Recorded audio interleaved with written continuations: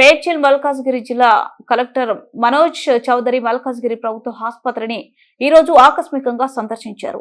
ఆయనతో పాటు additional collector Radhika Gupta, RDO Shyam, జిల్లా వైద్యాధికారులు, ఆసుపత్రి సూపరింటెండెంట్ తదితరులు ఉన్నారు.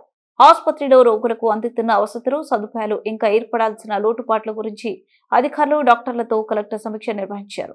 రోగులకు మెరుగైన వైద్యం అందించేందుకు అవసరమైన అంశాలపై వివరంగా చర్చించారు. ఈ సందర్భంగా బ్లడ్ బ్యాంక్, అత్యాధునిక ఐసీయూ, లిఫ్ట్ సదుపాయం వంటి అవసరాలను పరిశీలించిన కలెక్టర్ వీటిని తక్షణమే ఏర్పాటు చేయడానికి అవసరమైన చర్యలు తీసుకుంటామని మీడియాకు వెల్లడించారు.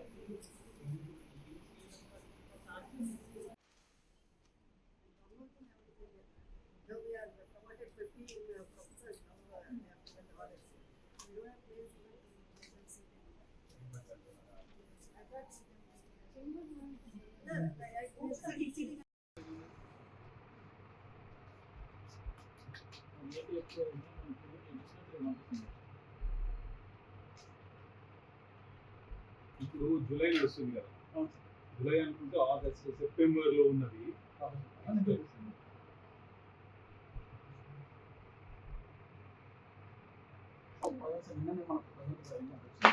ఇండియన్ ప్లేస్ చేసి ఉన్నాయి.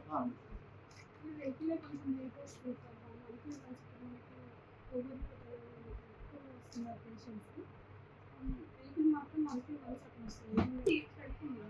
చేసి కొంచెం ఎక్కువ పెడితే అయిపోతుంది.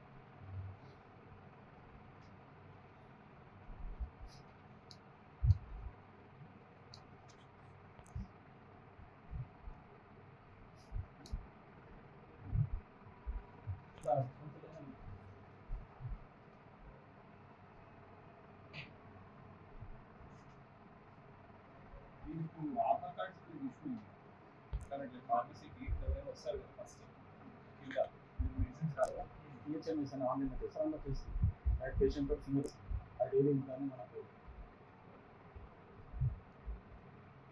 సిఎంఎస్ అలా జనరల్ హాస్పిటల్ చాలా వచ్చేసరికి ఓవర్గా అయిపోయింది, ఎక్కువ అయిపోయింది.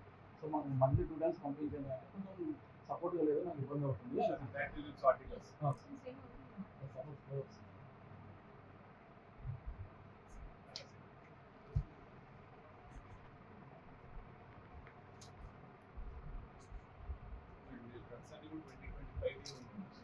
Paracetamol, cetirizine, cetirizine, compulsory IV set, syringes ఇవన్నీ బాగానే సప్లై అవుతున్నాయి.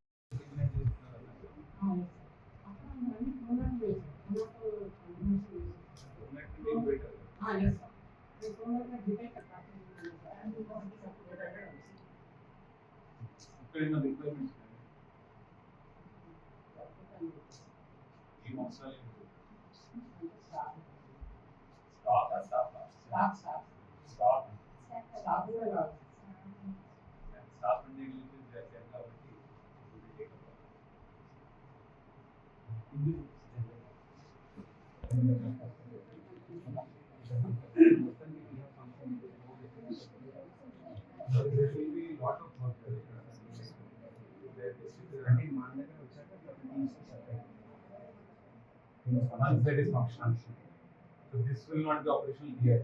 We have the number collection center. That is a hub and spoke model. Yes. Probably this will be one of the spokes. Yes.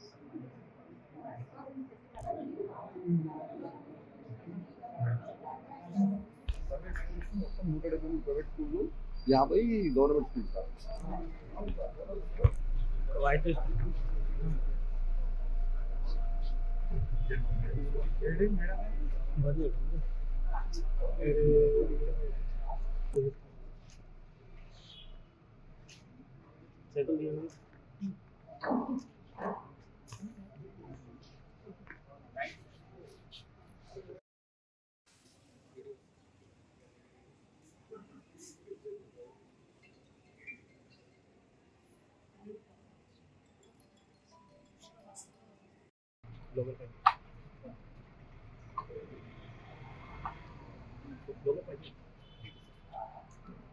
Okay